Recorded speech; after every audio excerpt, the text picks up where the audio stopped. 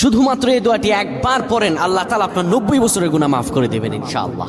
আপনার 90 বছরের গুনাহ মাফ হয়ে যাবে শুধুমাত্র এই দোয়াটি যদি একবার পড়তে পারেন। আপনার ভাগ্য খুলে যাবে, রিজিকে বরকত আসবে, মনের ন্যাক আশা পূরণ হবে, আল্লাহ আপনার সব দোয়া কবুল করে দিবেন। সুবহানাল্লাহি ওয়া বিহামদি। এত ফজিলত, এই দোয়াটা আপনারা শেয়ার করে দিবেন। এই যুবকেরা, আমল না করেও সওয়াব পাবা। তোমার একটি শেয়ারে, একটা বাটনে প্রেস করে তুমি সওয়াব পেয়ে যাবা। কারণ তুমি আমল না করো, অন্য কেউ যদি তোমার শেয়ারের বদৌলতে আমল করে, সওয়াব তুমি পেয়ে যাবা। নবীজির হাদিস। আমার ভাইয়েরা, আল্লাহর কাছে দোয়া করা, আল্লাহর কাছে দোয়া চাওয়া, এটি হলো মুমিনদের কাজ। আমার আল্লাহ বান্দাকে বলেন, বান্দারে উদউনি আস্তাজিব লাকুম, আমার কাছে চাও, আমার কাছে চাইলে আমি আল্লাহ তোমাকে দিয়ে দিব। কেউ যদি একবারে দোয়াটি পড়তে পারে, দোয়াটি হলো রব্বি ইন্নী যালামতু নাফসি ফাগফিরলি।